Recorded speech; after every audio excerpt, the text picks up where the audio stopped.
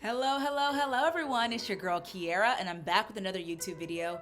This video is not about microlocks, but it is about friendship, another important topic on this YouTube channel that I like to discuss. So if you watched my latest video when it comes to the green flags of friendship, this is a follow-up to that. Now we're gonna pivot away from green flags and discuss red flags. This video is going to be great for anyone that's currently evaluating a friendship that doesn't make them feel quite safe and just needs to understand if they're maybe reading into it too deep or not reading into it deep at all, right? How do we know if a friend is not a healthy friend for us? What are the warnings? What are the signs to look out for? In this video, we're gonna talk through the red flags when it comes to friendship. All right, so to start off the video, we're going to chat through the real definition of a red flag and why a red flag is so important. I love to put things into perspective with storytelling, so let's think about the types of red flags we run into every day outside of the human-to-human friendship realm. So think about your phone or your computer. You may receive warnings that your computer needs to be updated, right? Or you need to upgrade a software in a certain device, right? And maybe you're getting this warning every day, you're dismissing it, you're getting a warning again, you're dismissing it, and then all of a sudden your applications stop working as efficiently, your device crashes, or you're unable to use it altogether, right? What happened there? Where did we go wrong? Well, we continue to dismiss those warnings. And I know that's about software, but the same thing does apply to friendships, relationships, so on and so forth. So that being said, when it comes to a red flag is essentially a warning of danger. And it's important to note that we're all very unique people. What makes one person feel safe doesn't necessarily mean that's going to make another person feel safe. Same way as what makes one person feel in danger doesn't necessarily mean that's going to make the other person feel in danger too, right? So what I want to do for this section is really dive into the different types of categories when it comes to red flags. There's a lot to dissect here, so let's take it one step at a time. There are different types of categories when it comes to red flags. For example, there are emotional red flags in friendships, right? But there are situational red flags in friendships, right? There are behavioral red flags in friendships, right? And then there's also loyalty red flags in friendship, right? I'm just gonna give you two from each category. So if any of you have experienced what I am going to share, feel free to comment what the red flag was, what you learned from the situation. I really want this to be a community and a conversation amongst all of us here on the channel, okay? So that being said, let's start off with the emotional red flag. So emotional red flag, an example of that would be they dismiss your feelings or concern. So let's say that you feel a little uneasy with a friend because maybe you were supposed to make plans and 4 times they've canceled without a follow-up, right? Or a follow-through, or they canceled and changed up the plans to something you didn't agree to, or they're just not really taking what you did into consideration and your feelings in consideration, right? And let's say you decide to confront your friend about what you may be experiencing. And you say, hey friend, I just noticed this pattern because of X example, Y example, X example, Y example. Always bring examples when you give feedback, okay? Otherwise, we're not working from a logical state of facts, right? But anyways, you've observed the behavior, you've given the data, you've shared the feedback. Let's say that friend totally invalidates you. They say, you know what, I think that you're being too sensitive. I don't want to feel like I have to walk on eggshells. You're making this a big deal. That is a red flag. That shows you someone that is either not self-aware or someone that is self-aware and they don't necessarily care about your feelings. They're dismissing your feelings. Someone that cares about you is going to want to dig deeper into what they did to make you feel that way. They're going to apologize even if it wasn't their intention, right? Hey, that wasn't my intention, but I hurt you and that's not okay. I'm sorry. Let's talk about this, right? And you'll be surprised. You go to school, you study psychology, sociology. We're in social situations day to day, but you'd be surprised about the amount of people that don't really have the tools in their toolkit to handle emotional conversations or conversations about feelings and perception, whether data is included or not, right? So they dismiss your feelings or concern. That is a red flag. And then another example of a emotional red flag is they make you feel guilty when you set a boundary. I'll give you an example of mine. I was going through a rough time, and this particular friend knew that I was dealing with some corporate politics and things that just weren't conducive to my well-being, and I decided to just take a transition and explore entrepreneurship completely. I had a friend at the time, like she would DM me messages basically talking about like how great it is to be employed, being able to live luxuriously. She would quit, but she likes to live luxuriously and all this different stuff. It just seemed a little bit like shady. Now, I didn't know that was her intention. The friendship was rather new, right? So we're still getting to know each other, and I'm being vulnerable, showing up in a vulnerable space, and this is what you start DMing me. As soon as we had that conversation, it was weird. And I don't have patience for weird things. I tend to just call it out and move forward, right?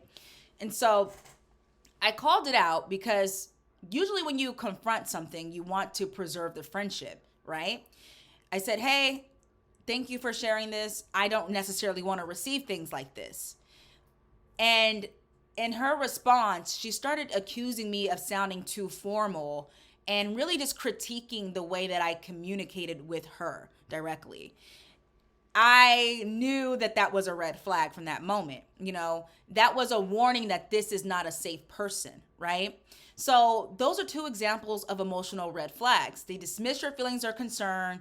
They label you as too sensitive, to this, to that. And you're really doing the friendship a service by confronting what's making you feel uncomfortable so you can patch it up with your friend who you desire to continue the relationship with. Instead of them being receptive of that boundary, there's a new problem that's in front of you all that you didn't really know would be a problem, right? Those are emotional red flags. I personally think that those are high-risk red flags. Let's go ahead and switch gears here. So there are also behavioral red flags.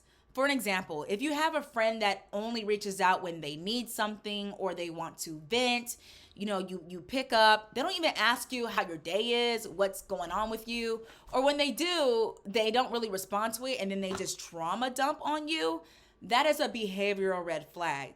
Now, behavioral red flags are tricky because we are all always growing and evolving. And that's to say that there are opportunities for us all to work on things. I have maybe some behavioral red flags in mind that I've had to adjust. And I had to have like harsh conversations with myself about what I need to change, right? So when you see behavioral red flags, like if someone is a trauma dumper and it's just getting to you, maybe they don't hold space for you. That is an example of a behavioral red flag when a friend only reaches out when they need something, okay? Secondly, your friend is constantly negative or draining. Everyone has low seasons and high seasons. So if your friend is going through a low season and it's not always like them to always complain every single day, then okay, that's okay, right? We're human beings. Let's show grace to one another. But if you've known your friend from years and it's always like a sad story, that there's always something depressing that they have to share, the more that they pour that onto you, the more likely it's going to disrupt your psyche. You have to protect yourself and realize that a friend that is constantly negative, and emphasis on constantly negative, is a red flag. That is red flag behavior, okay? So we chatted through emotional red flags, behavioral red flags. Let's move on to situational red flags. A situational red flag that is important to not overlook is if your friend treats you differently in different group settings, right? Maybe around their very close childhood friends, they tend to be dismissive of you. Even body language, they're not making eye contact with you when they usually do, right? The vibes are just off. That could be a situational red flag, okay? Someone that is a true friend to you is not gonna switch up depending on who is in the room with them. Another example of this is they're unreliable when you need support.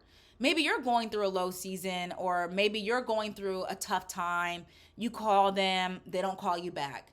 But when they were going through a tough time, you were there, right? When it's time for you and it's your time for support, if they're nowhere to be found, if they're a little bit wishy-washy, if they're not there showing you true mutual care, then that is a red flag in a friendship, okay? So those are two examples of situational red flags. All right, so let's move on to loyalty red flags.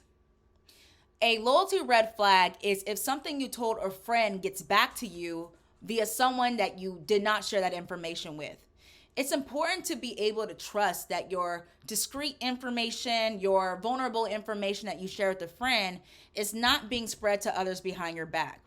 I had a friend that brought up a situation that I told her in confidence in front of a guy that she was dating, and had to pull her to the side like, hey, I hope that you know that if I tell you something like that, I don't want anyone else to know. And although it was important for me to clarify that, I just think that that was a red flag altogether, because at the end of the day, we're just too grown to be telling people's business, okay? There's levels to this, all right? That is a loyalty red flag. Another loyalty red flag, and this is crazy because some people don't consider this loyalty, but I do. If you have a friend that is always trying to one-up you, this is a loyalty red flag. Why is it a loyalty red flag? Well, because they're not loyal to you in the sense when it comes to your happiness and your confidence. Your happiness and your confidence shouldn't bother your friends. If you're happy about a fitness goal, they should not be trying to one-up you. If you're happy about a creative goal, they should not be trying to compare your life and your story to theirs. I think that that is a red flag. Honestly, I think this is a very toxic red flag. All of these red flags are toxic, but this one here, if you notice that you have a friend that is very competitive, and this is outside of you guys playing a game of basketball together, right? Like super competitive energy, that's someone that you might not want to keep in your circle. Trust me, it's just not going to be the best thing for you. All right, so those are a few red flags that I think is important to chat through. Again, there's different types of red flags: behavioral, emotional, social, and situational, and loyalty red flags. So now, what do we do if we notice a red flag? Like, for example, the warnings that pop up in our life. Warning this, warning that, warning this. How do we move forward? If you notice any other red flags discussed today, I would say trust your intuition. If your gut is signaling that something is wrong, if you feel like something is off, and if that feeling is a response to a fact, right? These things that we discuss in the realm of our existence happening right there, right? That is your intuition setting off the warning signal for that red flag. So what do you do if you notice red flags? Trust your gut and set boundaries. All right, some people like to cut things off immediately. They're like, if someone shows you who they are the first time, cut it off. They're tough people, and I don't really blame them for that. Maybe they have their experiences, right? But if you want to continue that friendship with that person, you have to set the boundary. Like how I did with my friend that I told my business to, and she kind of repeated it in front of someone that I was not close to. I had to pull her to the side. Hey, just so you know, I don't want you to repeat things that I tell you in private. That was me deciding to continue the friendship despite the red flag, right? Like sometimes we have red flags that pop up and we dismiss them, and maybe something bad happens, maybe something doesn't, but it's up to you to ultimately decide if you want to move forward after you do see a warning ahead. And then after you communicate your concern with that friend that you want to continue that friendship with, now what you do is simple. You sit back and you observe. You observe, you observe, you observe.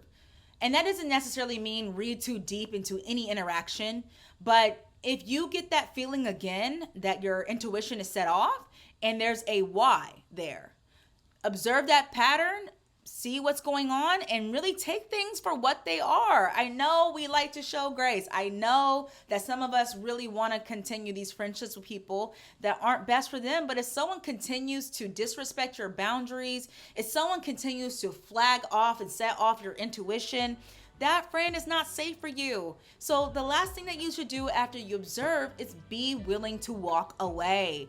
I know, we're social butterflies, right? Some people love numbers. Some people love to feel like there's a big community of people that support them. And some people just like to let things go. If that's who you are, that's who you are. But if you're really in tune with just having reciprocal and deep friendships with people, then this is the video for you, okay? You have to be willing to walk away. It takes courage to walk away from something that does not suit you. You have to walk away from what's wrong in order to find what's right.